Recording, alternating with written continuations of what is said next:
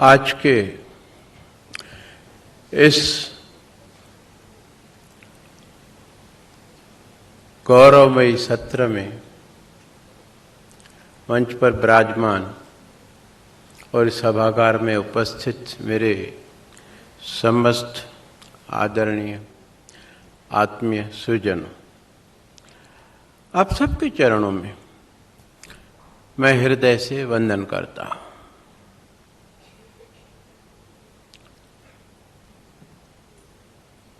88 girls सम्मानित होंगी, बाकी क्यों नहीं हो रही हैं भाई? क्या कारण है? उनको भी सम्मानित होना चाहिए। टीचर ने तो सबको एक जैसा पढ़ाया है।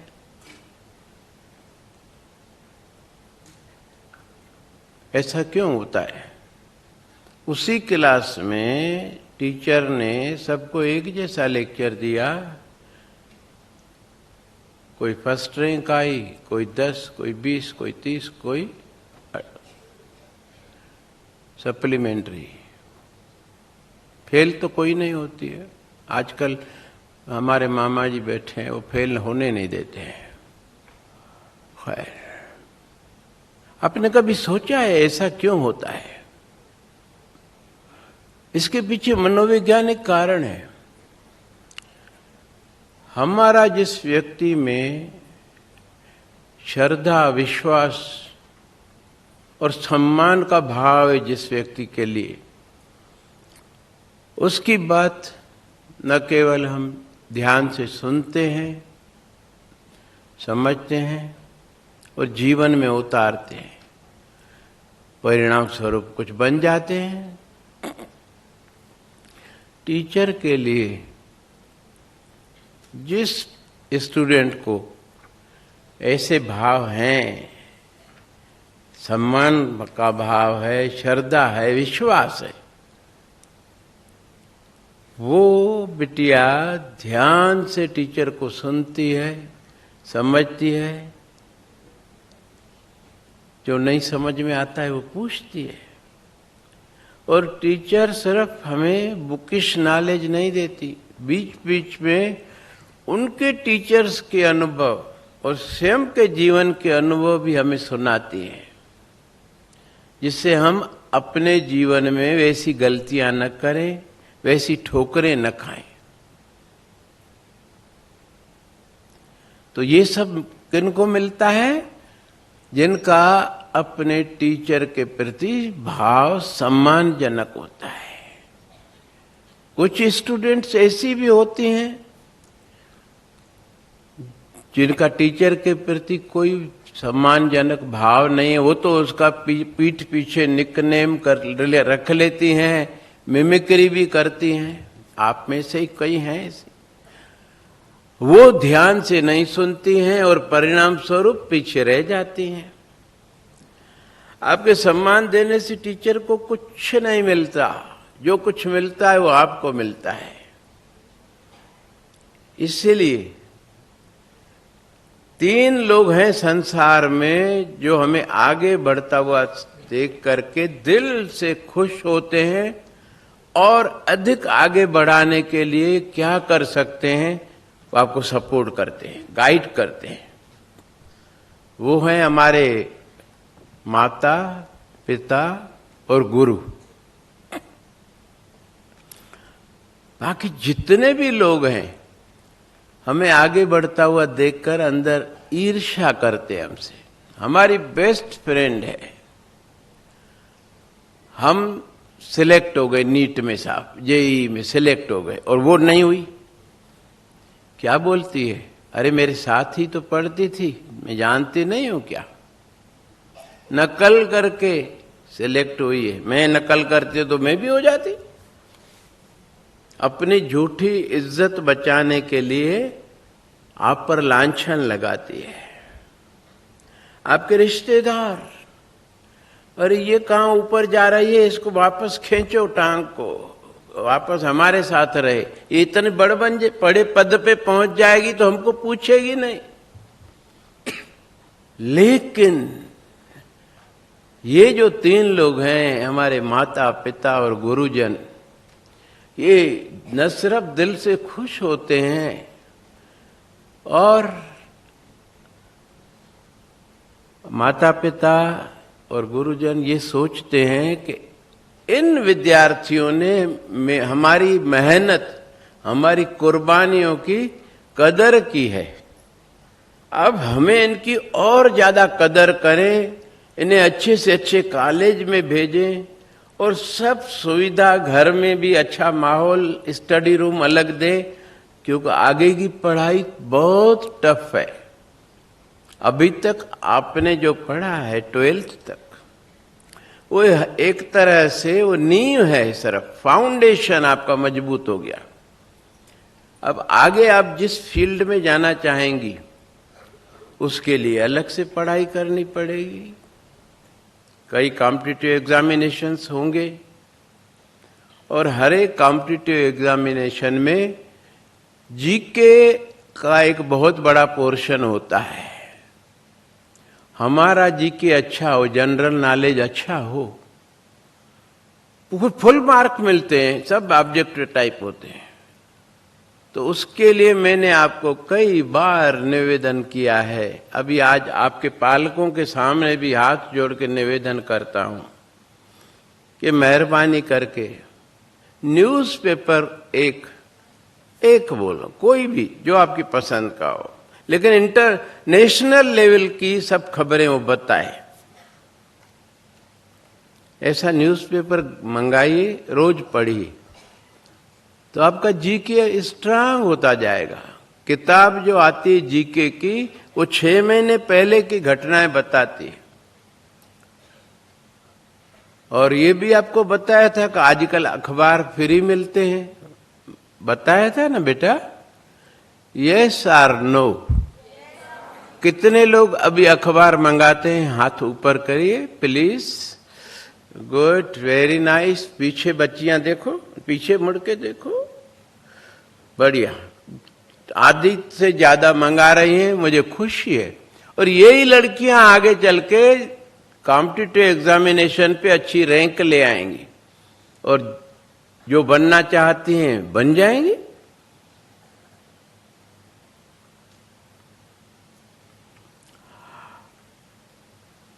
जैसा कि मैंने कहा, ये 3 लोग हैं जो हमें आगे बढ़ता हुआ देखकर खुश भी होते हैं और ज्यादा मदद जो कर सकते हैं वो करते हैं। तो हमें इनको और अधिक सम्मान देना चाहिए कि नहीं देना चाहिए? इनकी आज्ञा मानना चाहिए कि नहीं मानना चाहिए? जितने हम इनकी आज्ञाओं में रहेंगे वो कभी हमें गलत रास्ते पर नहीं भेजेंगे। सही रास्ता बताने वाले ये 3 ही लोग हैं। बाकी पूरी दुनिया आपके पीछे पड़ी है कि किस तरह इसको कहीं न कहीं फिसलन भरी जगह में इसे भेजे तो फिसल करके गिरे, आगे नहीं दौड़ सके, टांग टूट जाए। सच्ची बोल रहा हूं। इसलिए इन तीनों से आप मार्गदर्शन लीजिए, इन पर विश्वास कीजिए पूरा, और जो जो वो सलाह देते हैं, अपने अनुभव से आपको मार्गदर्शन देते हैं, उसको जीवन में अपनाइए। सिर्फ मार्गदर्शन लेने से काम नहीं होगा जी। डॉक्टर दवा तो देगा, परहेज भी बताएगा, लेकिन अगर हम दवाई नहीं लेंगे, न परहेज करेंगे तो ठीक होएंगे क्या? डॉक्टर का कोई नुकसान है उसमें? उसको फिर जाएंगे, फिर फीस लेगा, वही दवाएं दूसरी कंपनी की लिख देगा। नुकसान किसका? हमारा।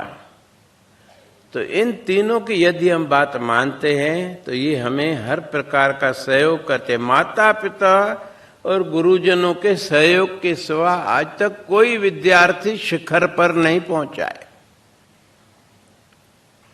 इसलिए इनकी बातों को हम न केवल धैर्यपूर्वक ध्यान से सुने, भले वो हमें डांट कर सुनाए, ठोक कर सुनाए। प्यार से नहीं सुनेंगे तो क्या करेंगे? भाई प्यार से एक बार समझाया कि बेटिया इतना मोबाइल मत चलाओ, पूरा टाइम मोबाइल में लगी हो, पढ़ोगी नहीं तो आगे तुम तो बोल रही हो मैं डॉक्टर बनूंगी, इंजीनियर बनूंगी, सीए बनूंगी, कैसे बनोगी? हमारी जो एडिक्शन है वो हमें मोबाइल को छोड़ने नहीं देती है। हम लगे रहते हैं, मां तो देख रही सब कुछ। फिर क्या करेगी वो? डांटेगी, डांट कर समझाएगी कि अगर तुम नहीं छोड़ोगी तो आगे कुछ नहीं बन पाओगी। क्या बनोगी? काम वाली बाई, जो को कोई नहीं बनना चाहता। अब उसके बाद में भी आप नहीं छोड़ो, डीठ हो, तो फिर क्या करेंगे बाबा? फिर ठोकेंगे ना। लेकिन क्या उनका ध्येय आपको पीड़ा कर पहुंचाना है, दुख पहुंचाना है? ना जी, वो खुद दुखी हैं आपके इस व्यवहार से कि 2 बार आपको समझाया फिर भी आप मोबाइल नहीं छोड़ रही हो। सपने तो इतने बड़े देख रही हो कि मैं ये आईएएस बनूंगी, डॉक्टर बनूंगी, इंजीनियर बनूंगी और क्या क्या, और जरा सा त्याग नहीं कर सकती तो कैसे बनोगी? उन्हें दुख होता है। वो चाहते हैं कि आपके जो सपने हैं, एम्बिशंस हैं, वो पूरे हों, और उस पूरा करने के लिए कई बार उन्हें हृदय पर पत्थर रख करके, कठोर हो करके आपको दंडित करना ही पड़ता है बेटा। जो उनकी दंड को, उनकी प्रताड़ना को सहन कर लेता है वो जीवन में आगे बढ़ जाता है।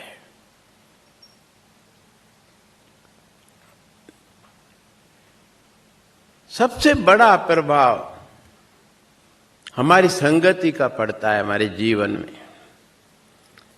जैसी हमारी सहेलियां होंगी वैसे हम बनेंगे। सहेलियां दिन भर इधर उधर घूमने वाली हैं, दूसरों की निंदा, ये तो निंदा तो बाबा अमृत होता है, अमृत। ज्यादातर लड़कियों में तो ज्यादा ही होता है। एक दूसरे की निंदा करते हैं, सुनते हैं, आनंद आता है घंटों फोन पे, क्योंकि पर्सनली मिलने का इतना टाइम नहीं मिलता है। रात को देर देर तक रजाई के अंदर से भी बात करते हैं और बताते हैं, अरे वो कुछ लड़की है ना, उसने ये किया, मैंने देखा, उधर लड़के के साथ वो जा रही थी वोर वन में। अरे तुम्हारा क्या उधर देखती काहे को? हमारे काम है अपना सुपरविजन करना, बाकी सबका सुपरविजन वो परमात्मा कर रहा है जी। हर किसी को उसके विचारों के अनुसार दंडित होना ही पड़ता है। दूसरों की निंदा सुनने और करने से उसके पाप हमारे पास आ जाते हैं और हमारे पुण्य उसके पास चले जाते हैं। परिणाम स्वरूप हमारा जीवन दुखों से भर जाता है। कितनी मूर्खता है, करे कोई और भरे कोई। हाँ?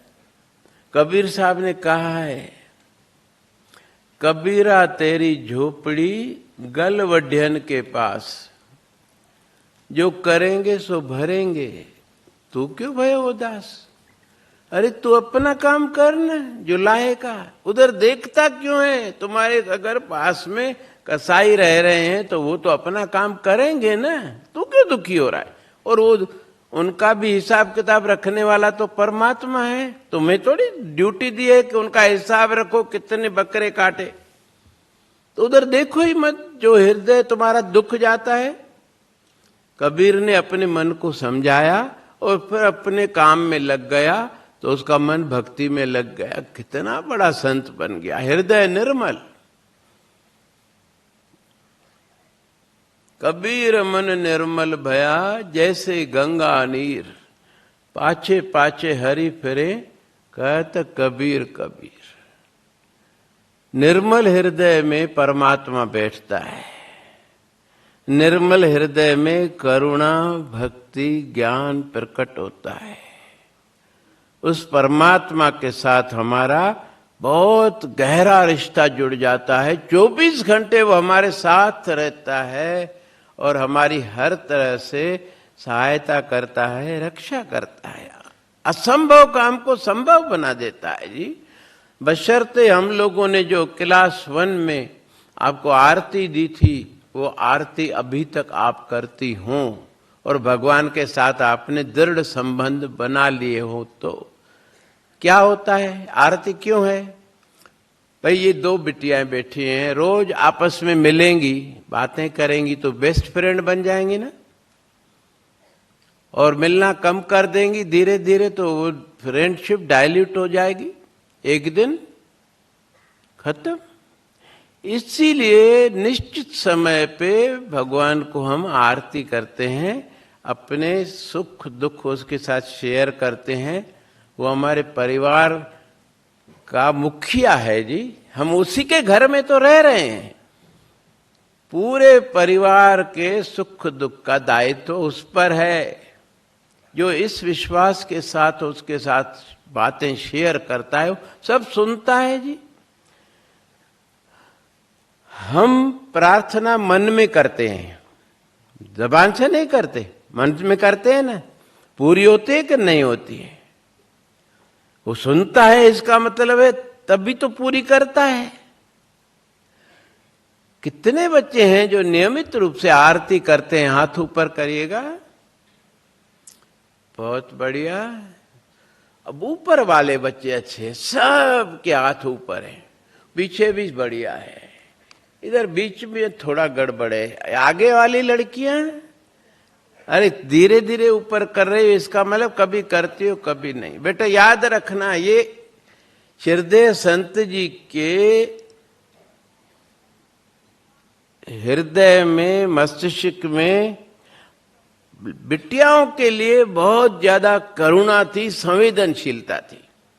इसलिए इतने स्कूल कॉलेज वास्तव में आप लोगों के लिए बनाए हैं कि मेरी बिटियाएं अच्छी पढ़ाई करके, अच्छे संस्कार, जिसमें विशेष रूप से वाणी में नम्रता हो, सामने वाले के लिए सम्मानजनक भाषा हो, शालीनता हो, सबको अच्छा लगता है। हमारे साथ कोई विनम्रता से सम्मानजनक भाषा में हमारे लिए बात करता है, या किसी के लिए भी, लेकिन भाषा शालीन और सम्मानजनक हो तो अच्छा लगता है कि नहीं लगता है? हर कोई चाहता है मैं जिससे बात करूं उसके चेहरे पर एक स्माइल होनी चाहिए। सूझे मूझे चेहरे वाले से कोई बात नहीं करना चाहता है। सही बोल रहा हूं, गलत है? तो फिर आप अपना चेहरा सूजा कर क्यों रखती हो? अरे जो बात दूसरे की अच्छी नहीं लग रही है वो हम क्यों करें भाई? अपनी गलती दिखती नहीं है। अगर हमें दिख गई कि उसकी ये गलती हमें अच्छी नहीं लग रही है, कि सूजी मूजी बैठी है, तो हम अपने आप को देखें ना कि मैं भी तो सूजी मूजी नहीं बैठी हूं, तो लोग मेरे से बात कैसे करेंगे? और बात नहीं करेंगे तो काम कैसे चलेगा? समाज में अकेले पड़ जाएंगे जी। इसलिए अब क्या करेंगे जी?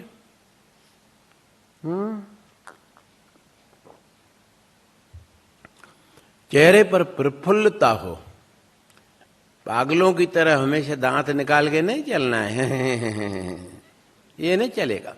इससे और हमारी इमेज खराब होती है कि पागल है, शायद थोड़ा स्क्रू ढीला है, बिना बात के हंस रही है।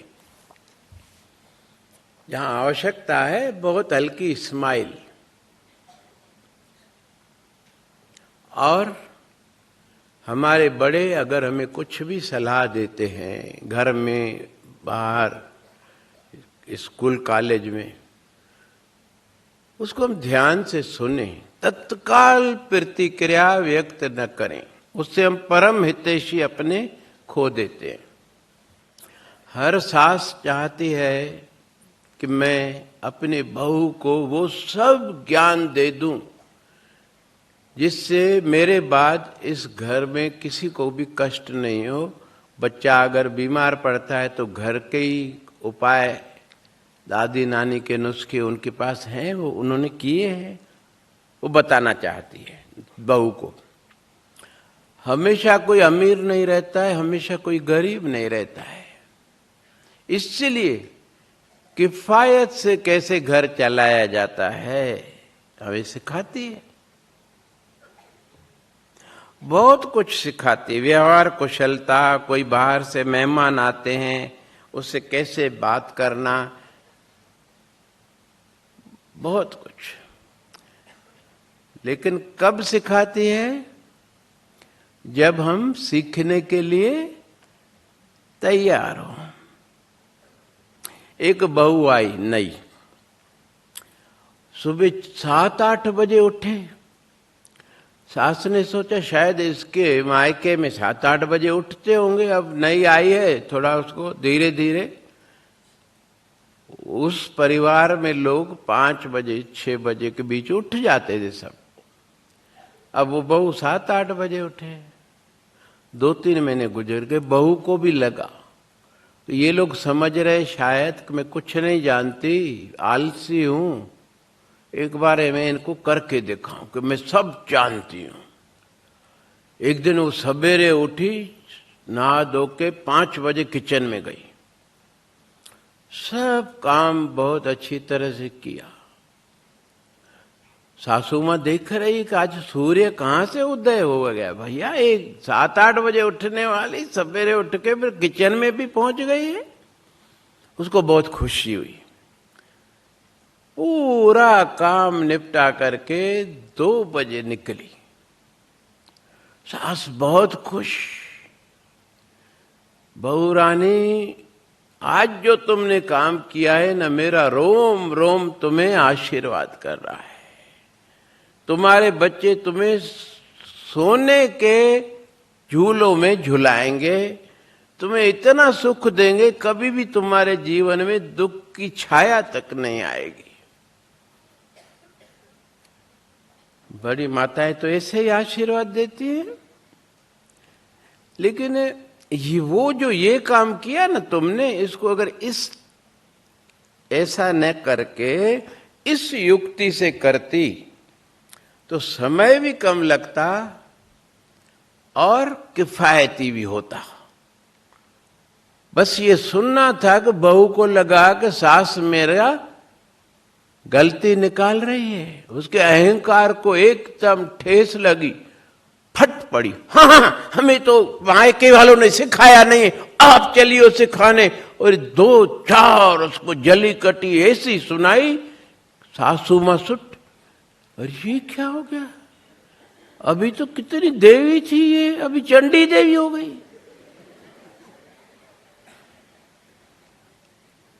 अब आगे सास कुछ उसको सिखाएगी। परम हितैषी अपनी उसने खो दी, तत्काल प्रतिक्रिया व्यक्त करके। जीवन में हम सबको, हमारी कोई फ्रेंड है बता रही है कि भाई इन लड़कियों के साथ मत घूमा कर, ये आवारा लड़कियां हैं, इनको पढ़ना नहीं, एंजॉय करना है। और कॉलेज में ज्यादातर पूरा वातावरण ऐसा स्वतंत्र और स्वच्छंदता का है, वहां आप आओ नहीं आओ कोई नहीं पूछता, प्रोजेक्ट वर्क किया या नहीं किया कोई नहीं पूछता, कहाँ गई थी कोई नहीं पूछता। यहां पर तो आपकी हर टीचर आपके ऊपर नजर भी रखती है और आपका मार्गदर्शन भी करती है, अंकुश भी चलाती है, वहां कोई नहीं पूछने वाला। तो ऐसी लड़कियां वहां बहुत मिल जाएंगी जिनको पढ़ाई में रुचि नहीं है, बड़े घरों से हैं, उन्हें तो ये है कि मेरा पिता करोड़ों रुपए दे करके बहुत अच्छे घर में मेरी शादी कर देगा, मुझे क्या पढ़ने की जरूरत है, ज्यादा एंजॉय करूं। कपड़े भी फैशन फटाके के ऐसे कट शर्ट पहन के आती है कि सब लड़के उसकी तरफ देखें। इसीलिए तो हमने यहाँ पे स्कूल चाहे कॉलेज में ड्रेस कोड लागू किया है, क्योंकि विद्यार्थी जितना सादगी में रहेगा तो उसका पढ़ाई में मन लगेगा। और यहां पर अमीर गरीब सब एक हैं जी। तो वो सहेली जो हमें बता रही है कि उनके साथ मत जाओ, वो पढ़ने के लिए नहीं आई हैं, एंजॉय करने के लिए आई हैं। आप उसकी बात सुन करके ध्यान न दो, उल्टा उससे कहो, हाँ हाँ तुम्हें तो मेरी सहेलियां सब आवारा लगती है, तू अपनी तो देख, कैसी सहेलियां तेरी, मैं जानती नहीं हूं क्या? ओरे बाबा, अब वो क्या करेगी? चुप हो जाएगी, धीरे धीरे आपसे दूर हो जाएगी और आप उनके साथ गड्ढे में चली जाओगी, और जो गुजर गया वापस नहीं आता है। इसलिए हमको संभलना है। भली एक सहेली हो, दो सहेली हो, लेकिन ऐसी हो जो खुद भी आगे बढ़े और हमें भी आगे बढ़ाए। ऐसा नहीं आप पढ़ाई कर रही हो, वो आती है एक्टिवा पे, अरे मोनिका क्या तुम भी किताबों की कीड़ा बन गई हो, कीड़ा। ये देख 2 टिकट लाई हूं, अक्षय कुमार की नई मूवी लगी है ना, एक तुम्हारे लिए एक मेरे लिए। अरे तू मेरी बेस्ट फ्रेंड है, तेरे से पैसा थोड़ी लूंगी, बैठ। अब आपको पढ़ाई से उठाकर और ले जाए मल्टीप्लेक्स में, शाम को जब आप 6-7 बजे आओगी तो पढ़ने का मूड होगा क्या? यस और नो? हर हीरे की गोथरी बिन खरीदार न खोल, जब आएगा जावरी हीरा पाएगा मोल। समझ गए मतलब? अधिकारी के सिवा उपदेश करने वाला मूर्ख है। श्रीमद् भगवत गीता में श्री कृष्ण भगवान कहते हैं। मैंने क्या बता रहा था अभी? सहेली के बारे में। कौन बताएगा? पीछे बताओ, चलो बताओ। देखो पीछे वाली लड़कियां बता सकती हैं, हाथ ऊपर किया हुआ है, ऊपर तो सबके हाथ ऊपर है। आप आगे बैठी हो और आपने कुछ नहीं सुना, हंस रही हो। ये हंसने की बात नहीं, रोने की बात है। अब भी अगर हम ध्यान नहीं देंगे, कुछ बन नहीं पाएंगे। तो आज भी कई लड़कियां और लड़के हमारे स्कूलों के मिलते हैं मुझे, 35-40 की उम्र हो गई है, कोई जीवन साथी नहीं मिल रहा है, क्योंकि कुछ उन्हें नौकरी ऐसी अच्छी मिली नहीं है। लड़के हैं कपड़े की दुकानों पर, बर्तनों की दुकानों पर काम कर रहे हैं, किसी को 15,000, किसी को 20,000 मिलता है। लड़की का पिता किसी भी लड़के को अपनी बेटी तब देगा जब वो देखेगा कि उसमें इतनी सामर्थ्य है कि मेरी बिटियाओं की जरूरत है, मेरी बेटी की अच्छी तरह पूरी कर सके, उसको सुखी रख सके। ऐसे तो नहीं देगा भाई। परिणाम स्वरूप उनकी शादी नहीं हुई, 40-40 साल के हो गए, रोते हैं कि भाऊ उस समय आपने तो बहुत समझाया, लेकिन हमारी संगति इतनी खराब थी कि हम आपकी बातों की खिल्ली उड़ाते थे, बीच बीच में जानबूझकर आपको डिस्टर्ब करते थे। आज यहां हैं, अब क्या है जीवन में? कोई लड़की देने के लिए तैयार नहीं। 40 साल उम्र हो गई है, सुबेरे से लेकर रात को 11 बजे तक काम करना पड़ता है। ये है जीवन हमारा। यदि उस समय आपकी बात सुन करके पढ़ते तो आज हम भी किसी पद पर होते। भाई अभी आप मेरी बातों को अभी तो आपने सुना ही नहीं है। अभी तो परीक्षा पूर्व तैयारी का महत्वपूर्ण सेशन रुका हुआ है, लेकिन मैं वो तब लूं जब आपके अंदर वो रिसेप्टिविटी देखूंगा, तब लूंगा ना बेटा। अधिकारी आप अपने आप को बनाएंगी तब मैं आपको वो सेशन कम से कम 2-3 घंटे चलता है, और उसको अच्छी तरह समझने के बाद आप न हर परीक्षा में हमेशा आगे रहेंगी, गारंटी से। लेकिन उसके लिए आज जो आपको मैं सुना रहा हूं, उन बातों को यदि आपने सुना, अच्छी तरह से उसे चिंतन मनन करके अपने जीवन में उतारा, तो फिर आगे भी बताऊंगा। मैंने बताया ये जो 12th है, ये फाउंडेशन है। आगे चल के जिस भी फील्ड में आप जाओगी, 5 साल 5.5 साल का जो भी कोर्स होगा, वो 5 साल आपके पूरा जीवन में आप कितनी सुखी रहेंगी या दुखी रहेंगी ये निश्चित करता है। यदि इन 5 सालों में कॉलेज में आप इन आवारा लड़कियों से, फैशनेबल उड़ती तितलियों के साथ संगति नहीं करेंगी, अपनी सादगी में रहेंगी, आप कई बाहर कॉलेजों में भी जाओगी। आजकल कई हॉस्टल्स में ड्रग पेडलर चरस से लेकर के हीरोइन तक सप्लाई करते हैं, लेकिन वो उनको करते हैं जिनको चमकीले कपड़े हैं, हाथों में सोने की अंगूठियां हैं, चेन है सोने की, वो समझ जाते हैं ये अमीर परिवार से है, इसको ही फंसाओ। और वो हमको आइसक्रीम में या कई उनके तरीके हैं, वो ड्रग्स देते हैं, खिलाते हैं, धीरे धीरे हम उनके आदती बन जाते हैं। फिर उसको कहते हैं वो खिलाओ, बोले अब क्यों खिलाओ, बहुत खिला दिया, अब तुम खिलाओ, चाहिए तो मैं ये पुड़िया देता हूं, इतने पैसे हैं, बस आप अमीर हैं, आप पैसे दे करके वो ड्रग खरीदेंगे। और फिर क्या होगा, पढ़ाई एक तरफ चली जाएगी, वो ड्रग लीवर को डैमेज करता रहता है, और एक दिन ऐसा आता है खून की उल्टी आती है, आदमी चला जाता है।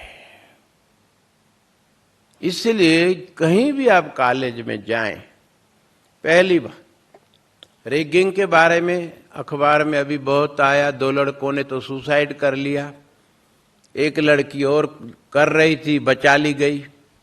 हर जगह रैगिंग होती है, बहुत खतरनाक। हर कॉलेज में गेट के बाहर सीनियर्स इस झुंड बना के खड़े रहते हैं, आपस में बातें करते रहते हैं।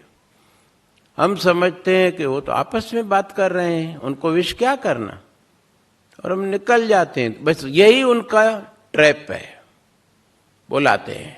क्यों, दिख नहीं रहा है क्या हम यहाँ खड़े हैं, सीनियर हैं आपके, विश क्यों नहीं किया? और फिर जो ठोकते हैं कुत्तों की तरह मारते हैं। इसीलिए बेटा, वो देखे या नहीं देखे, वो सीनियर है, हम जूनियर है, विश करने में कौन सा हम छोटे हो जाते हैं? विश करिए। विश करने से या तो आपको वो बुलाएंगे नहीं, अगर बुलाएंगे तो आपसे पूछेंगे आपके परिवार में और कौन कौन है, क्या काम करते हैं आपके पिताजी। उनको ऐसा बताना है कि हम लोअर मिडिल इनकम ग्रुप से आते हैं, मेरे पिताजी जो भी काम आप बताओ इतना कमाते हैं, बहुत मुश्किल से मेरे को उन्होंने पढ़ने के लिए भेजा है। वहां अपना अमीरी मत दिखाना बेटा, न अक्कड़ के बात करना, नम्रता से। फिर वो आपसे पूछते हैं हॉबीज क्या है, कुछ नाचना गाना जानती हो? अगर जानती हो तो हमें भी दिखाओ, गाना गा के सुनाओ, कोई डांस करके दिखाओ। बस फिर वहां की जो लीडर होती है वो बोलती है मेरा नाम ये है। कोई भी व्यक्ति आपको टच करे, उसको बोलना मैं फलां लीडर की लड़की हूं, आपको कोई हाथ नहीं लगाएगा। इतना ही नहीं, हॉस्टल में यदि आपको रूममेट अच्छी नहीं मिली है तो वो नेता आपको अपने पसंद का रूममेट दिला देंगे, उसको उधर भेज देंगे। हर प्रकार की तकलीफ में वो आपके वहां लोकल गार्जियन हैं। कॉलेज में लाइब्रेरी से बुक्स मिलने में बहुत प्रॉब्लम आती है, कापियां कम होती हैं, लेने वाले ज्यादा। वो जो आपकी नेता है वो लाइब्रेरियन को बोल देती है मेरी ये लड़की आएगी, उसको ये बुक देना, वो आपके लिए अलग से निकाल के रख देता है। आप जाके सिर्फ उसको बताओ फला नेता की मैं लड़की हूं, मेरा नाम ये है, हाँ हाँ, वो बोल के गए, आपका एक किताब ये लीजिए। यानी आपको वहां थोड़ी नम्रता करने से विश किया, फिर नम्रता से अपना परिचय दिया। हमेशा के लिए आप रैगिंग से भी बच गई और एक लोकल गार्जियन आपको बढ़िया हवा मिल गया है। ये सब क्यों मिला? क्योंकि आपके अंदर अहंकार नहीं था। किसी भी प्रकार का अहंकार आदमी को दुखों में डालता है।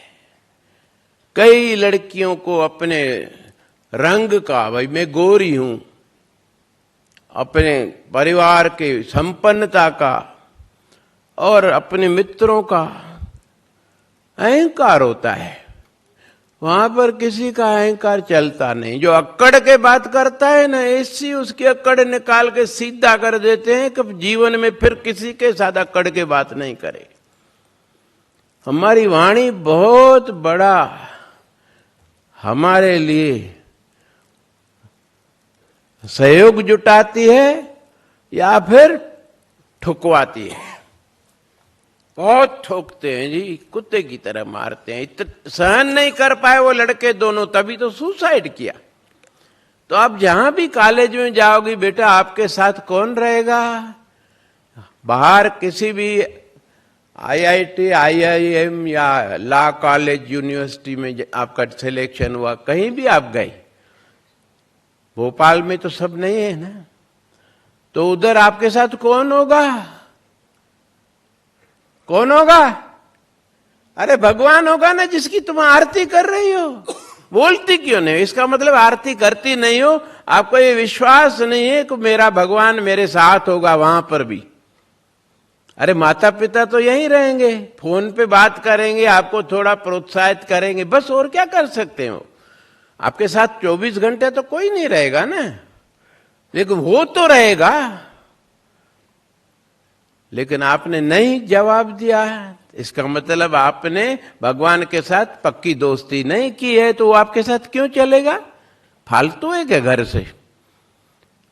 जिसके लिए मेरे मन में प्यार होगा उसके लिए मैं कोई भी कुर्बानी करूंगा, जिस तरह माता पिता करते हैं। हम कितने छोटे से पैदा होते हैं, खरगोश जितने।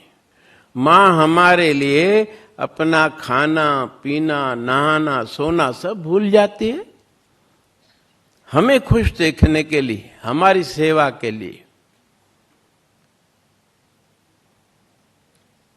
रात को 12 बजे हैं, वो मां सोने की तैयारी कर रही है।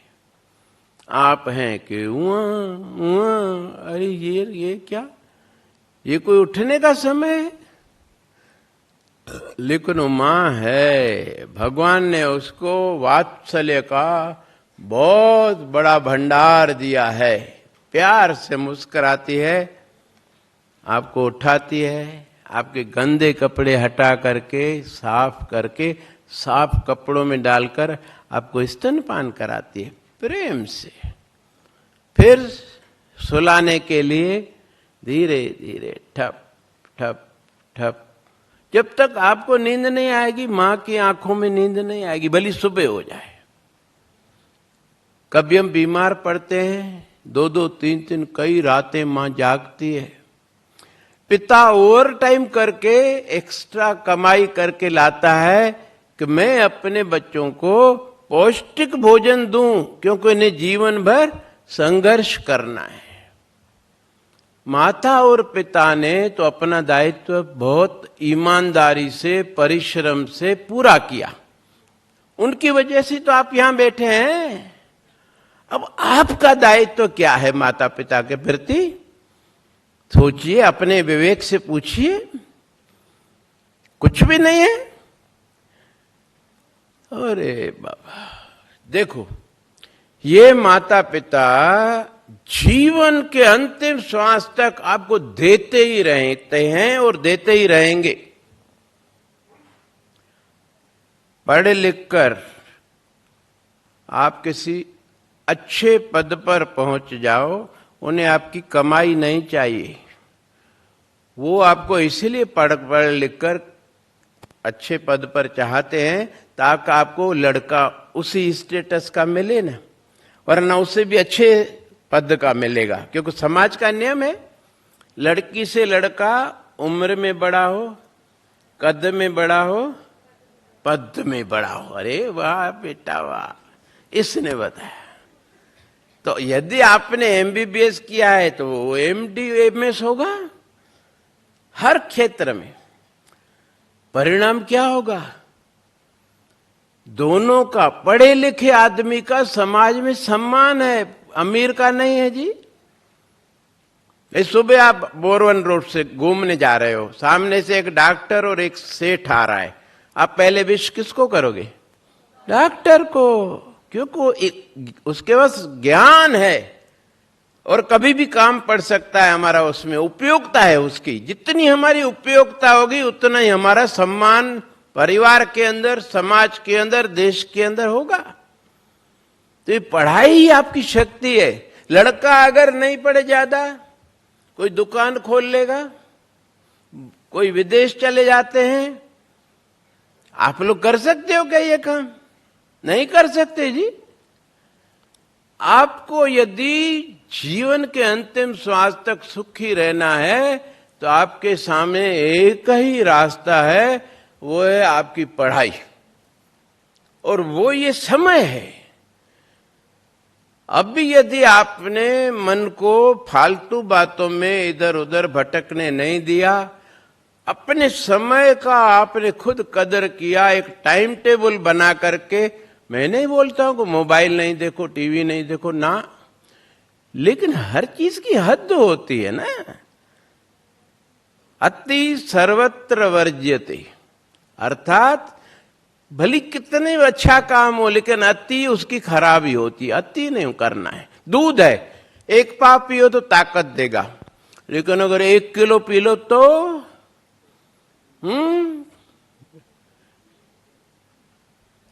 फिर ठीक इसी तरह हमारा समय और शक्तियां कहां जा रही हैं, ये आज हमें हिसाब करना जरूरी है।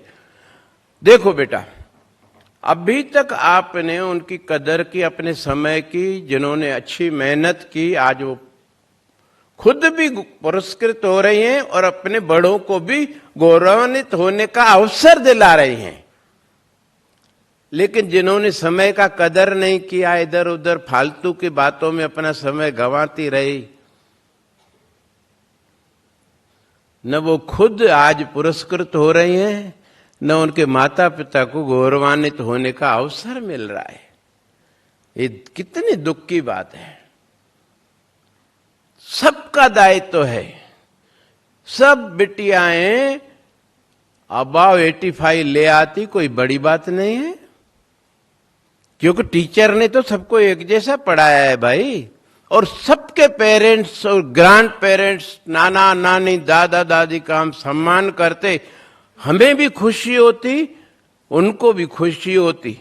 आपको होती या नहीं वो तो आप जानो भाई, क्योंकि आपको मैं समझ नहीं पा रहा हूं। चुप मौन व्रत धारण किए हो तो उससे क्या मैं समझ सकता हूं भाई। देखो,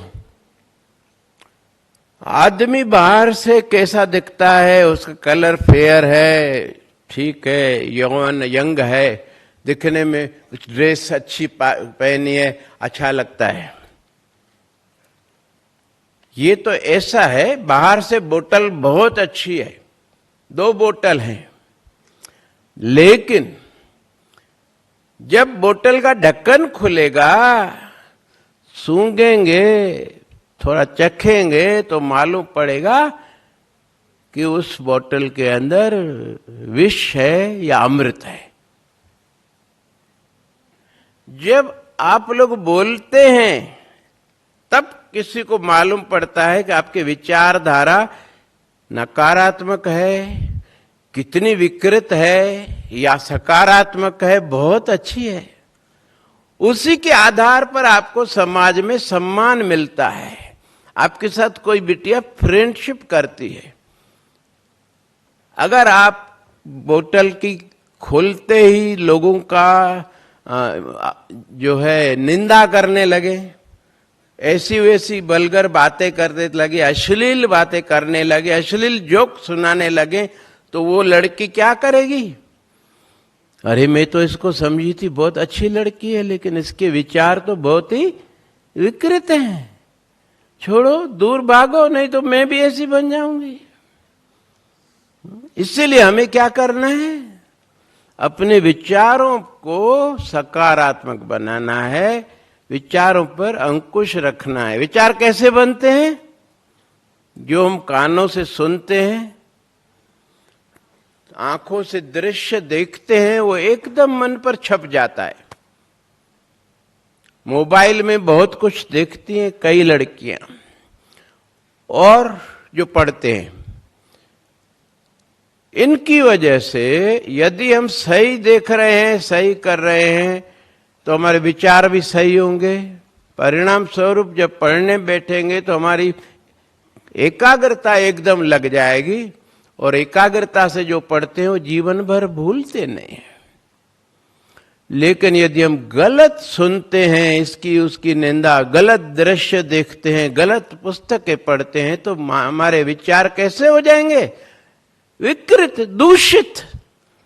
परिणाम क्या होगा? जब पढ़ने बैठेंगे तो वही बातें याद आएंगी, एकाग्रता नहीं जमेगी, वही दृश्य आंखों के सामने आते रहेंगे जो हमने देखे थे, अश्लील दृश्य।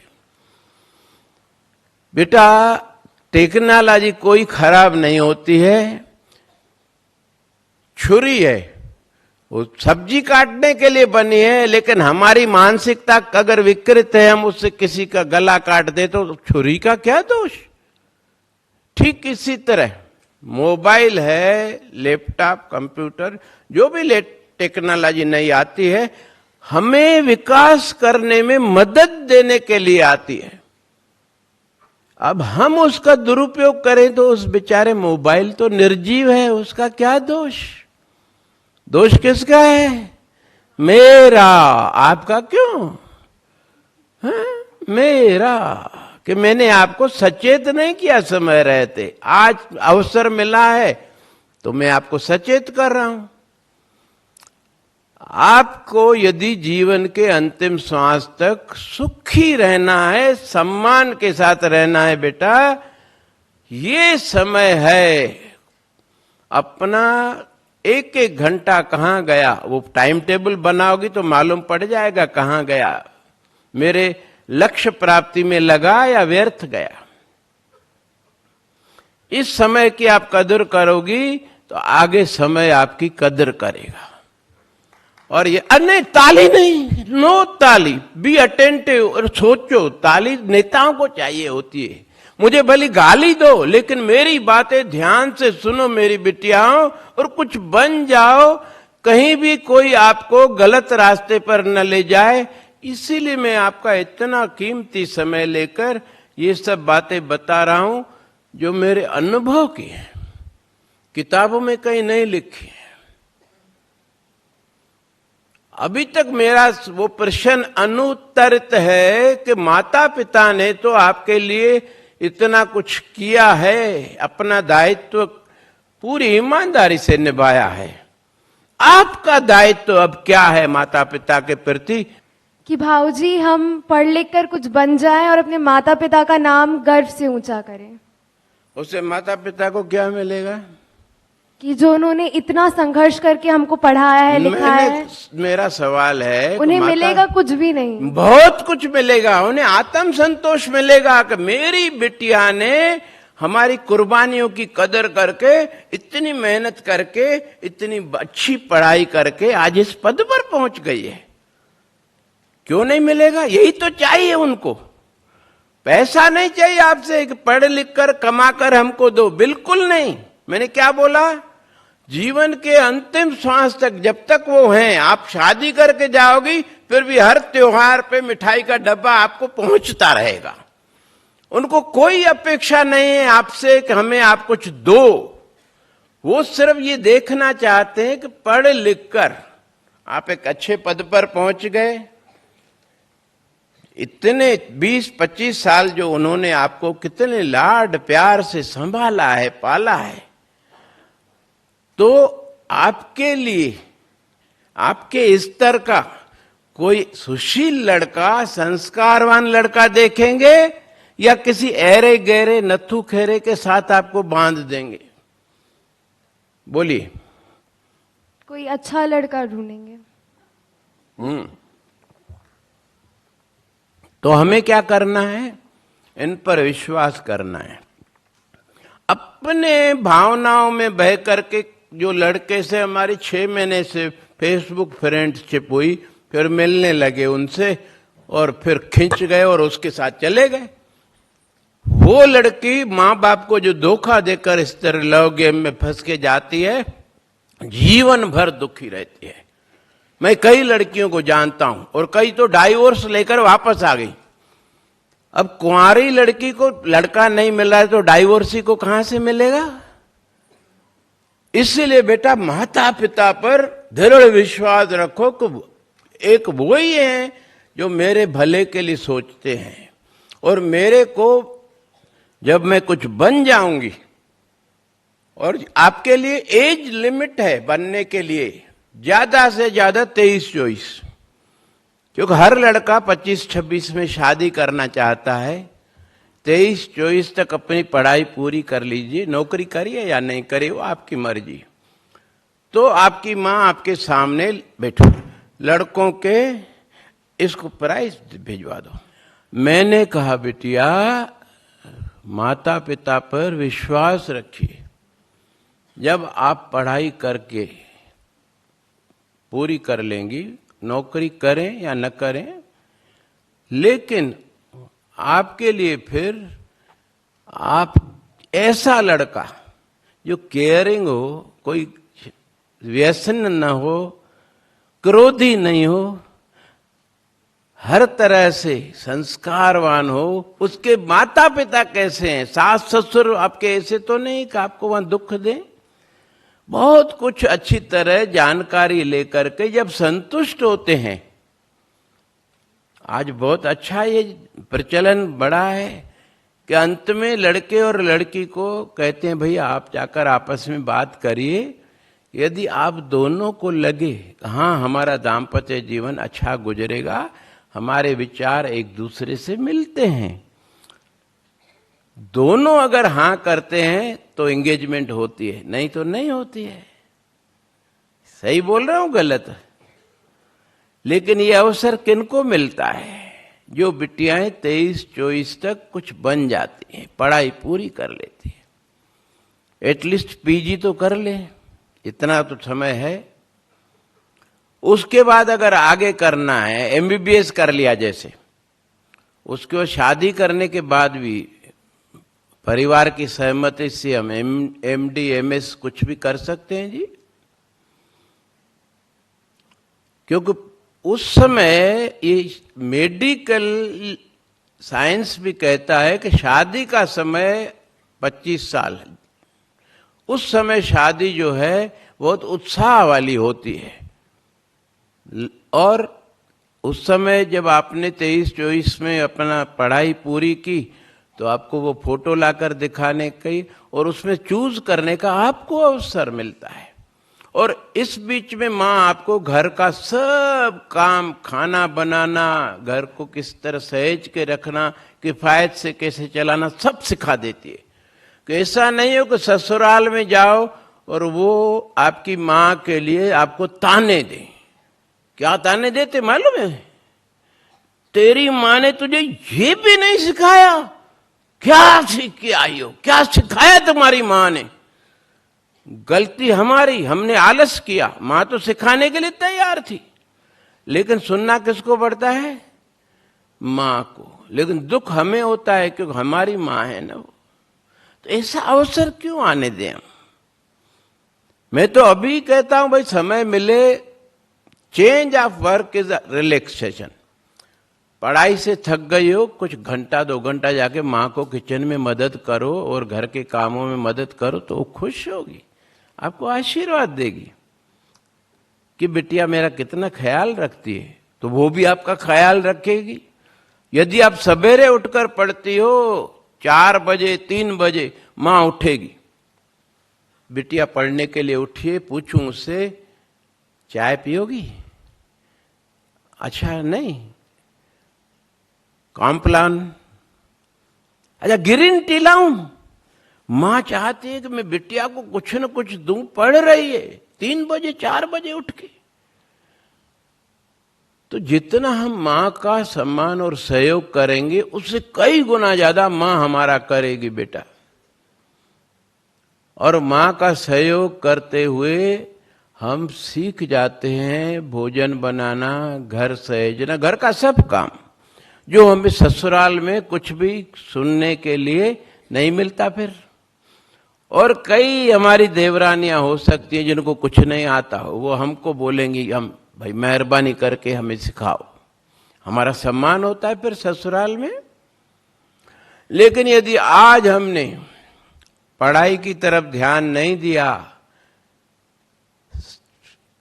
23-24 तक कुछ नहीं बन पाए, 27, 28, 29 में जाकर बने, तो लड़का कैसा मिलेगा? वो लड़का जिसको 25-26 में किसी ने नहीं चुना, जिसको कहते छट्टा हुआ माल, उसमें से हमें छांटना पड़ता है। कईयों के तो बाल भी उड़ जाते हैं, टकलू हो जाते हैं, लेकिन उन टकलुओं में से भी हमें समझौते करके देखना पड़ता है कि कौन से लड़के में कोई व्यसन की आदत नहीं है, केयरिंग है, रात को देर तक आवारागर्दी नहीं करता, उसकी माता पिता कैसे हैं, ये सब देख कर कि शादी तो बेटा समाज में रहना है, करनी पड़ेगी। लेकिन उस शादी में वो उत्साह नहीं रहता जो 25 वाली शादी में रहता है। हमारी थोड़ी सी आलस, ये मोबाइल के प्रति आकर्षण या और किसी एडिक्शंस के प्रति भौतिक आकर्षण बहुत हैं आज, हमारे समय नहीं थे। आपको मैं प्रणाम भी करता हूं कि इतने भौतिक आकर्षणों के बीच भी आप अपनी अच्छी तरह पढ़ाई करके इनसे बच करके आगे बढ़ रही हो।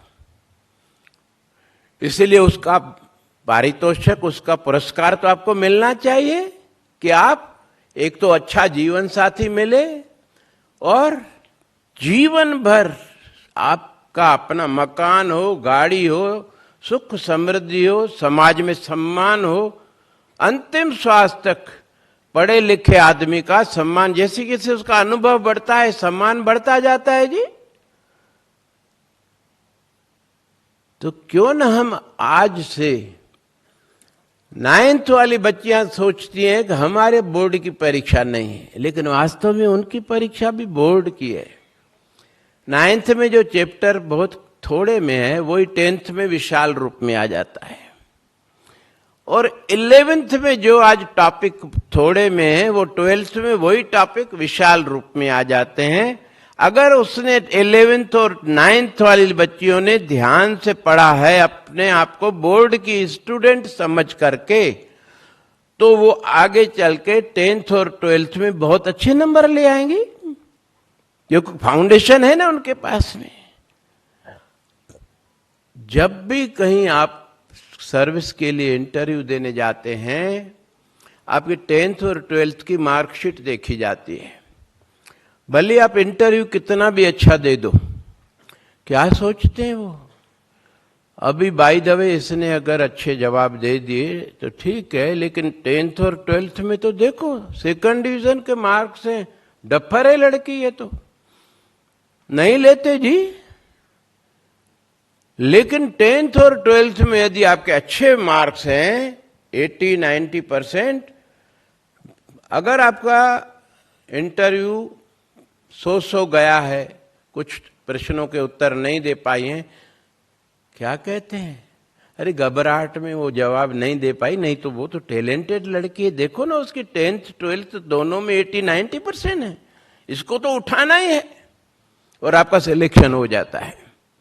तो आपके आगे भविष्य बनाने के लिए आपका 9th 10th 11th 12th बहुत महत्वपूर्ण है। उससे आप लाइटली मत लीजिए जी, लाइटली लेंगे यदि तो धोखा खा जाएंगे। और ये 10th और 12th की मार्कशीट आगे चल के आपको बहुत सहयोग करेगी। वो एक तरह से प्रमाण है आपका कि आप बहुत प्रतिभाशाली हैं, चरित्रवान हैं, मेहनती हैं, इसलिए हर कोई आपको चाहता है। मेरी बिटिया, मैंने बताया कि अभी तक जो आपने परिश्रम किया उसका आज आपको परिणाम मिल रहा है, सम्मानित हो रहे हैं खुद भी और अपने पिता माता और बुजुर्गों को भी सम्मानित करा रहे हैं। इससे प्रेरणा लेकर के अभी वर्तमान को आपको बनाना है, उसका पूरा सदुपयोग करना है। उसके लिए एक अपने द्वारा बनाया हुआ टाइम टेबल हमें एक स्व अनुशासन में रखता है। फिर हम इधर उधर फालतू उसमें नहीं जाते। कभी पढ़ने का समय है, टाइम टेबल में मैंने खुद लिखा है, कौन सा सब्जेक्ट पढ़ना है वो भी लिखा है। तो इस तरह अनुशासन में रहकर समय का अधिक से अधिक सदुपयोग कर गएंगे तो आगे चल के हम बहुत अच्छे पदों पर पहुंच जाएंगे। अरे आपके सामने हैं, पहले तो कलाम साहब थे, शास्त्री जी थे, उनकी कहानियां हम सुनाते थे ना आपको। आज तो जीवंत बैठे हैं। मोदी जी चाय बेचते थे वड़नगर स्टेशन पे, कहाँ है वो आज? श्रीमती द्रौपदी मुर्मू जी हमारी राष्ट्रपति एक छोटे से गांव के अंदर, आदिवासी गांव, जहां न स्कूल है न अस्पताल है, वहां पैदा हुई। लेकिन घर वालों ने उसे संस्कार दिए, बेटा किसी भी दुखी प्राणी का दुख दूर करो, सेवा करो। अड़ोस पड़ोस में कोई बीमार पड़ता उनकी जाके वो सेवा करती, और वहां से 2 किलोमीटर दूर दूसरे गांव में स्कूल था, वहां पढ़ने जाती। पढ़ाई भी अच्छी तरह की और उन बुजुर्गों का आशीर्वाद साथ था तो हमेशा आगे रही। लोगों के बीच में लोकप्रिय बन गई तो लोगों ने उसे पार्षद बना दिया। लेकिन उसने अहंकार नहीं किया पार्षद होने का, और नम्र हो गई और सेवा भी करती रही और एक कॉलेज में पढ़ाती भी रही और पढ़ती भी रही। परिणाम ये हुआ फिर उसको विधायक बना दिया उन्हीं लोगों ने जिनकी वो सेवा करती थी। अरे सेवा किसी की जाती नहीं व्यर्थ बिटिया। और स्वभाव विनम्रता उसके अंदर इतनी है, अभी आएंगी। हमारे आज ही पेपर में आया कि यदि जब हमारा नवंबर दिसंबर में विधानसभा का सत्र शुरू होगा तो हमारे सीएम साहब उनको बुलाए रहे हैं कि उसका शुरुआत वो आकर करें। देखिएगा टीवी पे आएगा, इतनी विनम्र, इतनी सरल, इतनी भाषा सरल, नम्रता भरी और इतनी मौलिक, जो हमारे अपने जीवन में धारण करने योग्य है। अपने अनुभव वो बताती है कि मैं किस तरह इतने नीचे से उठकर आज यहां पहुंची हूं। उसके पीछे सिर्फ ही सिर्फ करुणा, सबके लिए संवेदनशीलता और सेवा, और पढ़ाई तो मैंने दिल से की है। हमेशा मैं आगे रही हूं। मैंने बताया ना, बिटियाओं के लिए आगे बढ़ने के लिए उनकी शक्ति उनकी पढ़ाई है। लेकिन पढ़ाई के साथ यदि अहंकार आ गया तो क्या होता है? फिर झगड़ा होता है ससुराल में पति पत्नी के बीच में, और एक दिन डाइवोर्स हो जाता है। होना ये चाहिए कि हम जितने उच्च शिक्षित हों उतनी हमें समझ होनी चाहिए। जरा जरा सी बात पर झगड़ा न करें, प्रेम से एक दूसरे को समझें और समझाएं, और सबके साथ बहुत ही नम्रता, मीठी और शालीन वाणी में, सम्मानजनक वाणी में बात करें तो लोग हमें भी तो कुछ बना देंगे ना, कदर तो होगी। अरे लोग नहीं बना देंगे तो भगवान तो देख रहा है ना, वो तो हमें, वो किसी को नहीं छोड़ता।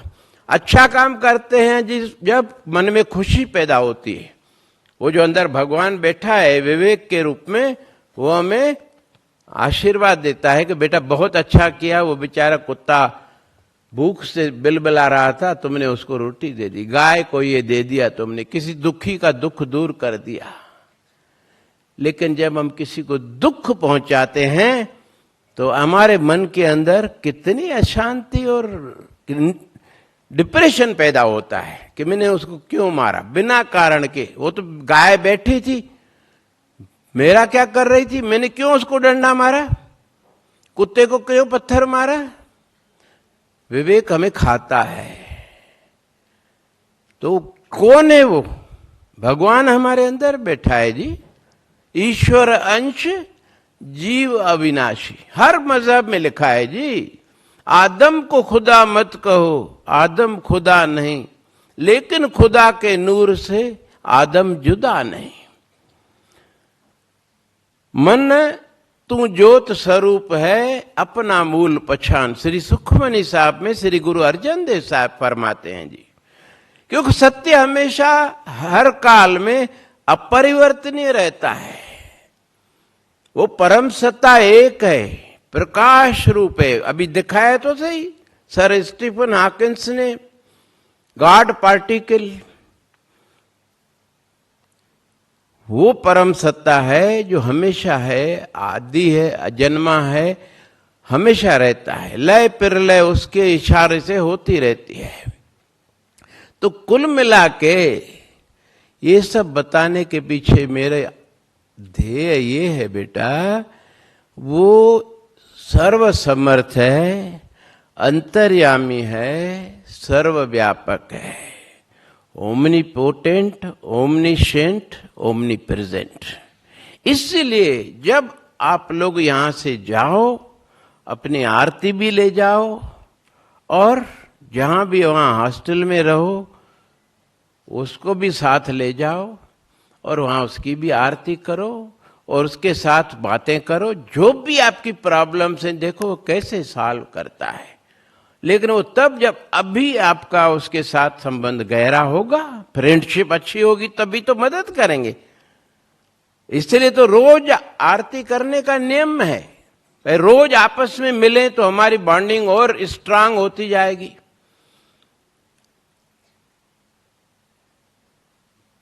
तो जहां भी आप जाओगी वो साथ चलेगा और हर तरह से आपकी मदद करेगा। बिना मांगे, आप कुछ भी नहीं मांगो तो भी वो आपको क्या जरूरत है वो समझता है, वो आपको देगा। गलत रास्ते पे आपको कोई लड़कियां ले जानी चाहती हैं, वो आपको बचा लेगा, कोई ना कोई ऐसी दीवार खड़ी कर देगा। उसके सिवा हमारा देखो ना बिटिया, माँ के गर्भ में बच्चा है, माँ को भी नहीं मालूम कि बच्चे को क्या तकलीफ है, उसको क्या चाहिए। उसको मालूम होता है, उसकी सब जरूरतें वो पूरी करता है। और उसी की कृपा से हम बिना किसी दिव्यांगता के इतने अच्छे माता पिता के घर पैदा हुए, जिन्होंने हमारी अच्छी परवरिश करके आज यहां तक पहुंचाया है।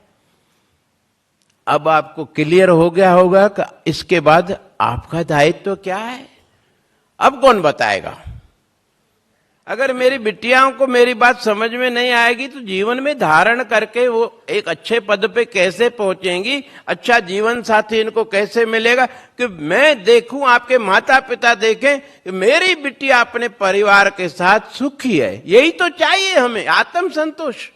जीवन के अंतिम पड़ाव में आत्मगिलानी नहीं चाहिए कि अरे बिटिया बेचारी दुखी थी, अभी तक तो मैं मदद कर रहे थे, अब कौन मदद करेगा। अशांत हो जाता है मन, और अशांत आत्मा नरकों में चली जाती है। बेटा, जो माता पिता हमारे लिए इतना कुछ करें, हम अपनी लापरवाही से उनको नरकों में भेज दें, ये कहां का न्याय है।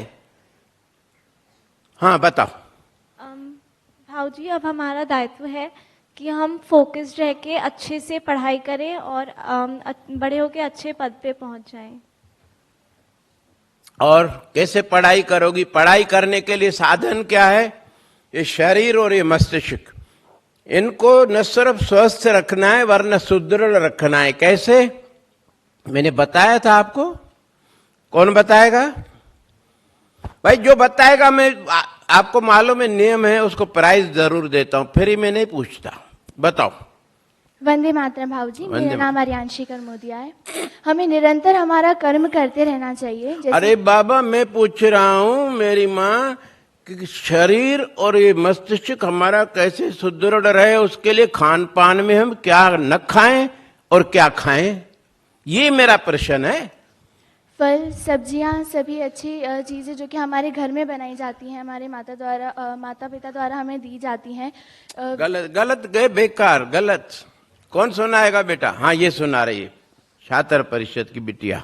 अब कुछ मेरे उम्मीद जगी है कि हाँ छात्र परिषद काम करेगी, मिट्टी को जीतने नहीं देगी। हाँ बेटा। भाऊजी, हमको सुबह उठते से ही 15-20 चने रात को भिगा के सोने होते हैं और हम सुबह उठते से ही उनको खाना चाहिए। उठते से बिस्तर पे या बिस्तर से उतर के? ऐसा है, फ्रेश होने के बाद 10 मिनट रस्सी कूदना है, फिर हमें अधिकार मिलता है वो चने खाने का। फ्री में नहीं मिलते, चबा चबा कर खाइए। उसके बाद दूध चाय जो पीना है पीजिए। फिर देखो पढ़ाई में आपकी कितनी एकाग्रता लगती है। और सवेरे उठ के जो पढ़ता है वो परमानेंट मेमोरी में चला जाता है। जो न्यूमेरिकल दिन में नहीं हो रहे थे, सवेरे 4 बजे उठ के करो, चमत्कारिक रूप से होने लगते हैं। करके देखो, मैंने किया है बेटा। जी भाऊजी। लेकिन आजकल आप सोती देर से हो तो सवेरे कैसे उठोगी? और रात को ठूस ठूस कर दाल चावल खाती हो, ये कैसे चलेगा बेटा? गैस पैदा होगी, रात भर भारत पाक युद्ध चलता रहेगा, कमरे के अंदर सल्फर डाइऑक्साइड भर जाएगी, दूसरे लोग जो सोए होंगे भाग जाएंगे। ऐसा काम क्यों करना? मैंने बताया था इसके लिए क्या खाना है रात को। श्रीफल। श्रीफल या नारियल? दोनों एक ही होता है। एक ही होते हैं, आपको याद है? अच्छी बिटिया हो मेरी, मेरे को बहुत खुशी हुई। श्रीफल खाने से पेट पे लोड नहीं पड़ता। उसके बाद भी आप 2 घंटे आराम से पढ़ सकते हैं, और फिर भूख लगे तो फिर वो श्रीफल बाकी आधा खा सकते हैं, वो इंडाइजेशन नहीं करेगा। लेकिन आपने खाना खा लिया तो आलस भी आता है, और फिर भूख लगे और कुछ आपने नमकीन वमकीन खाया तो फिर पेट खराब हो जाएगा। तो रात को नारियल खाइए, सुबेरे रात को 15-20 दाने चनों काले चने भिगा कर रखिए, सुबेरे वो 10 मिनट, भाई 10 मिनट तो कम से कम एक्सरसाइज करना है ना, तभी तो पूरे शरीर के सभी अंगों का व्यायाम प्राणायाम दोनों हो जाएगा। विद्यार्थी के पास ज्यादा समय नहीं है, इसलिए विशेषज्ञों ने ये रास्ता बताया है। पहले जॉगिंग को अच्छा मानते थे, लेकिन उससे इनका ये फ्रोजन शोल्डर हो जाते हैं, इनका व्यायाम नहीं होता है। तो अभी रिसर्च करके उन्होंने सजेस्ट किया है रस्सी कूदना, क्योंकि इससे ऐसा करते हैं ना तो ये इनका भी हो जाता है। रस्सी कूदी, रस्सी तो आपकी बचपन से आपकी दोस्त है। रात को नारियल खाइए या भोजन 1/3 कम कीजिए, पेट ठूस ठूस कर मत भरिए, और चावल दाल मत खाइए, सब्जी रोटी। ओके। दोपहर में क्या खाओगी बेटा? दोपहर में हमको प्याज खाना चाहिए। हाँ, सलाद के रूप में प्याज खाना है। ये जो हरी पत्तियां की सब्जियां है ना, करोंद जाओ तो नालों के किनारे पैदा होती हैं, इनके अंदर बहुत सारे बैक्टीरिया वायरस हैं, बीमारी है। और रोज रोज कौन लेने जाएगा भाई? प्याज तो 1 तारीख को 10 किलो पिताजी को बोलेंगे 10 किलो प्याज और 10-20 नारियल 10-20 श्रीफल लाके रख देगा, बस महीने भर की छुट्टी। कितना सरल है जीवन, हम उसको कॉम्प्लिकेटेड क्यों बना रहे हैं? अपना समय फालतू की बातों में गंवा करके हम अच्छे आदमी बड़े आदमी कैसे बनेंगे? भाई समय की यदि हम कदर करेंगे, उसका सदुपयोग करेंगे, तभी तो कुछ बनेंगे ना। लेकिन इन फालतू की बातों में मैं देखता हूं कई लड़कियां ठेले पर और गोलगप्पे, पानी पूरी। अच्छा, शादियों में तो पूछो ही मत बाबा, इतने आइटम बनते हैं। उधर तो क्या है, माले मुफ्त दिले बेरहम। अरे इतना खाती हैं, वो अभी आइसक्रीम खाई, ऊपर से वो चटनी खा लेंगी, उसे क्या हो जाता है? सफेद दाग। और सफेद दाग का कोई इलाज नहीं बिटिया। तो इसलिए हमें अपने इस शरीर को, इसको स्वस्थ रखने के लिए क्या करना पड़ेगा? सोच समझ के खाना होगा। शादियों में कोशिश करके न खाएं, बाजार में न खाएं, बहुत ही अनहाइजीनिक वे में लोएस्ट क्वालिटी के इंग्रेडिएंट से वो चीजें बनती हैं जो आपको खिलाई जाती हैं, और उससे बीमार पड़ेंगे तो शादी वाले हमारा इलाज करेंगे क्या? भाई माल तो मुफ्त का है, शरीर तो अपना है और इससे हमें काम लेना है, पढ़ाई करके अच्छे पद पर पहुंचना है, तो इसका ख्याल भी हमें रखना पड़ेगा ना। स्वाद के वशीभूत होकर के कुछ भी खा लेना। जबान के ऊपर 1 इंच के डायमीटर में टेस्ट बड्स हैं, उनको संतुष्ट करने के लिए पूरे शरीर को दांव पर लगा देना कहां की समझदारी है भाई। आप समझदार हो गई हो बेटा, अपने आप को छोटा मत समझो, सब समझती नहीं हो बेटा।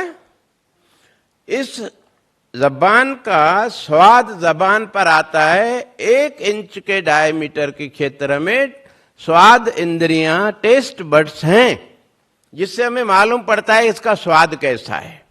लेकिन वो आगे जैसे इधर पहुंचती है तो मालूम पड़ता है क्या गया, इतने पूरे शरीर को इस जबान के 1 इंच की टेस्ट बड्स को सेटिस्फाई करने के लिए दांव पर लगाना समझदारी है? नहीं। ये सारनो नो। बस। तो अब शादियों पे नहीं जाना है, बाजार में नहीं खाना है, जो चाहिए माँ को बोलो, उसको बनाने में मदद भी करो। वो कितने प्यार से सफाई से बनाती है, भाव से। सब लोग मिल बांट कर खाओ ना। तो एक संत ने कहा है ना, छिपा कर खाना गंदगी है, ठेलों पे होटलों में छिप छिप कर खाना गंदगी है, बीमार करती है। मिल बांट कर खाना जिंदगी है। जितने पैसे वहां देकर आएंगे रेस्टोरेंट में, उतने ही पैसों से जो घर में मां बनाएगी सब लोग खा सकेंगे बेटा। इतना वो मुनाफा लेते हैं और अनहाइजीनिक वे में बनाते हैं। मां कितनी सफाई से बनाएगी, और खुद न खाकर किसी भूखे को खिलाना उस परमेश्वर की सच्ची बंदगी है। अगर बंदगी नहीं कर सकते तो जिंदगी तो जिए बिटिया। हम इंसान हैं, भगवान ने हमें बुद्धि दी है, कितना सुंदर शरीर दिया है सबको। हर एक बिटिया राजकुमारी है। पूछो अपने माता पिता से। मुझ पर विश्वास अगर नहीं हो तो लेकिन मैं जानता हूं आपको मुझ पर विश्वास है। हरेक को भगवान ने बहुत अच्छा सुंदर शरीर, रंग, रूप जो भी दिया है, दिमाग दिया है। आप क्यों नहीं राष्ट्रपति बन सकती? जब उस विपिन अवस्था से उठ करके वो वहां पहुंच सकती है, तो हमारी तो अवस्था अच्छी है। हम प्रधानमंत्री बन सकते हैं। अरे एक दिन तो ये सब आपके हाथों में आने वाला है ना। अभी देखो, बैंक में लड़कियों को ज्यादा से ज्यादा लेते हैं। 70% लड़कियां, 30% लड़के, जिनको गांव में भेजना है, आपको शहर में रखते हैं। कितना बढ़िया ऑप्शन आपके लिए। मल्टीनेशनल कंपनी की चकाचौंध में मत जाना। ये ऐसा है जैसे बॉलीवुड की चकाचौंध। गुड्डी मूवी देखी आपने? नहीं तो देख लेना, नेट पर है। बॉलीवुड दूर से तो बहुत ग्लैमरस लगता है, लेकिन उसके पीछे इतना दुख, इतनी गंदगी है कि पूछो मत। ठीक इसी तरह समाज के अंदर हमें खुद को बनाना है। बड़े लोगों की अट्टालिकाएं देखकर आप ये मत समझिए कि वो सुखी हैं, उनके दुख हमसे भी बड़े हैं।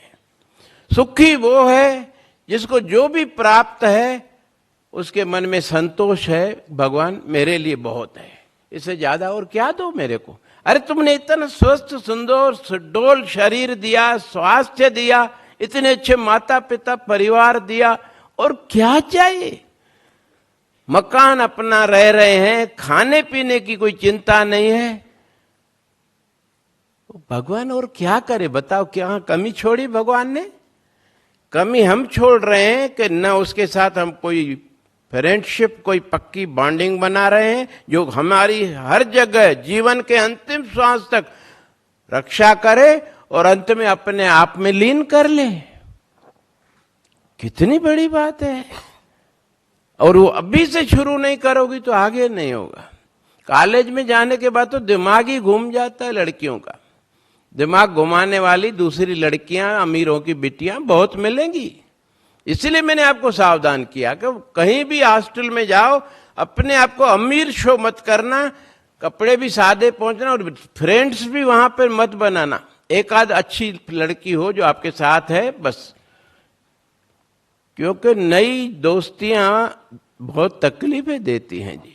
मालूम ही नहीं उस लड़की के बारे में कि उसका बैकग्राउंड क्या है, हमें गलत रास्ते पर ले जाएगी। जरूरत क्या है, हम पढ़ने गए, फ्रेंड्स बनाने नहीं गए बेटा। ये सब मैं इसलिए बता रहा हूं कि आप लोग कॉलेज में जाकर अपनी पढ़ाई पर ध्यान देकर समय से जितना समय उधर 4.5 5.5 साल देना है निकल आओ। और मल्टीनेशनल में क्या करते हैं, पैकेज जितना देते हैं ना, सुबह से रात तक इतना काम लेते हैं, निचोड़ते हैं। 5 साल में बूढ़ी हो जाओगी, आंखों पे मोटा चश्मा चढ़ जाएगा। मेरी बहन का लड़का पुणे में एक कंपनी में सीईओ है जी, 5 साल में बूढ़ा हो गया है। इतनी गोलियां लेकर के वो जाता है सुबह 8 बजे और रात को 10 बजे आता है।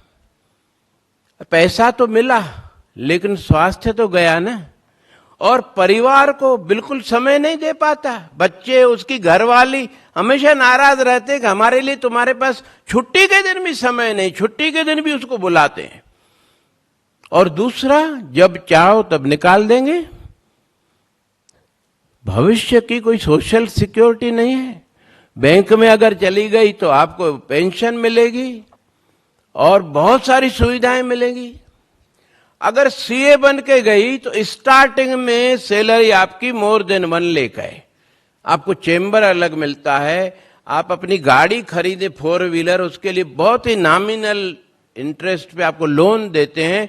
हर महीने फ्री में डीजल पेट्रोल जो लगता है आपकी गाड़ी में वो बैंक देती है, और कई सुविधाएं। अभी रेलवे में, बैंक में, कई सरकारी विभागों में अभी तक के वैकेंसियां कोरोना की वजह से 3-4 साल से नहीं निकली हैं। बहुत सारे लोग रिटायर्ड हो गए हैं। तो अब हर जगह एक अभियान चल रहा है भर्ती का, अखबार में आपने पढ़ा होगा। तो ये चलता रहेगा अभी, क्योंकि देश विकसित हो रहा है। नए नए नए नए कारखाने आ रहे हैं, नई नई बैंक आ रही हैं। लेकिन उसके लिए हम योग्य अपने आप को पहले बनाए ना। अवसर तो बहुत आएंगे लेकिन हम योग्य नहीं होंगे तो कैसे होगा। 60% से कम वाले को बैंक से इंटरव्यू ही नहीं आता। यानी पासिंग मार्क्स 12th में हो गए 60%।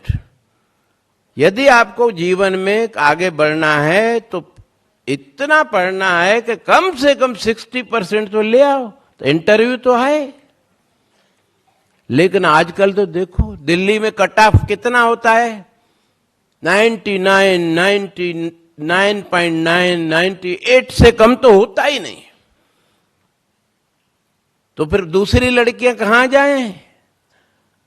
बहुत मुश्किल है बेटा। आज बहुत टफ कंपटीशन है। आप सौभाग्यशाली हो, हृदय संत जी ने आपके लिए ही तो ये सब स्कूल कॉलेज बनाए हैं। यदि आपका मन लगे, इधर घर में कई लड़कियों को लगता है यार यहाँ हम कॉलेज में पढ़ेंगे तो एंजॉय कैसे करेंगे, यहाँ तो भाव भी देखते हैं, मेरे पेरेंट्स भी देखते हैं। लेकिन ये अच्छा है, वो देखते हैं तो आपको हर मुसीबत में मदद करेंगे, आपको गलत रास्ते पर नहीं जाने देंगे। हमारे कॉलेजों में रैगिंग नहीं है, ड्रेस कोड लागू है, उधर भी सब एक जैसे हैं और अच्छी से अच्छी पढ़ाई है। रिपब्लिक डे पे दिल्ली में हमारी कम से कम एक बिटिया सबसे आगे राइट साइड जरूर होती है। और मध्य प्रदेश की उसमें रिपब्लिक डे सेलिब्रेशन भी हमारी 10-15 बिटियाएं होती ही हैं कॉलेजों से। और कॉलेजों में पढ़ाई के साथ अच्छे संस्कार, उसके भी सेशंस में लेता हूं ताकि आप एक सुघड़ गृहिणी बन के आगे चल के अपने जीवन में खुद भी सुखी रहें और उनको भी सुखी रखें। तो माता पिता के मन में संतोष रहेगा। ये सब आपको यहां सिखाया जाता है। कॉलेज में ढोलक कंपलसरी, ढोलक बजाना सबको सीखना ही पड़ता है। भाई किसी के मंगल गान में जाओ, लाडा गायण ढोलक बजाना न अचे चंदा मुई जानी छा बाकी। हाँ, हमको बोलेंगे क्या सिखाया आपको कॉलेज में और स्कूल में, ढोलक बजाना नहीं आता? ढोलक सब बिटियाओं को आना चाहिए। ऐसे कई बातें हैं जो हमारे कॉलेजों में सिखाई जाती हैं, जो हर बिटिया के लिए आवश्यक है। और रैगिंग नहीं है, कोई एजुकेशन नहीं है, कैंपस है बढ़िया, लड़कियों का ही हॉस्टल है इतना बड़ा, पूरे देश से लड़कियां आकर पढ़ती, 500 लड़कियां अकोमोडेट होती हैं उसमें। सोचिए, बाहर के लोग लाभ ले रहे हैं, हम लोग नहीं ले रहे हैं। ऐसे ही नेचुरोपैथी हॉस्पिटल में अभी पूरे देश से, विदेशों से भी मरीज आते हैं लाइलाज। 10 दिन का कैंप लगता है, उसमें वो उनको बहुत लाभ होता है, रुक जाते हैं, पूरी तरह क्योर होके फिर जाते हैं। लेकिन इस नगर से, इस उपनगर से एक भी व्यक्ति किसी कैंप में नहीं होता, सब बाहर के, क्योंकि हमें सुलभ है ना, तो कदर नहीं। डॉक्टरों के यहां लाइन लगी है, सब बीमार हैं, लेकिन आरोग्य केंद्र नहीं जाएंगे, वहां एडमिट भी नहीं होना है। आप तो घर में रहिए, सवेरे जाइए, शाम को आइए, दोपहर में भी 2 घंटा आराम करने के लिए मिलता है। इसीलिए बेटा ऐसा न करें जो सुलभ है और उसकी कदर नहीं करें।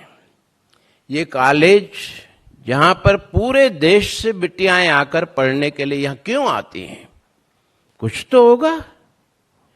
और ये जो नेचुरोपैथी हॉस्पिटल है, दवाओं का तो आजकल आप देख रहे हैं, हर एलोपैथी दवा का साइड इफेक्ट है, और आजकल तो नकली दवाएं, इंजेक्शन पकड़ी जा रही हैं रोज।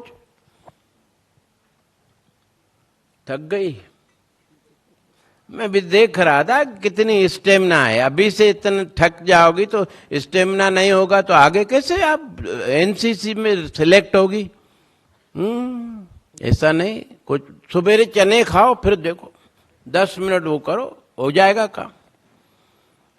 इतनी बातें यदि आपको अच्छी तरह समझ में आई हैं और आपने की, आज ही टाइम टेबल बनाना है, ये टर्निंग पॉइंट है आपके लाइफ का।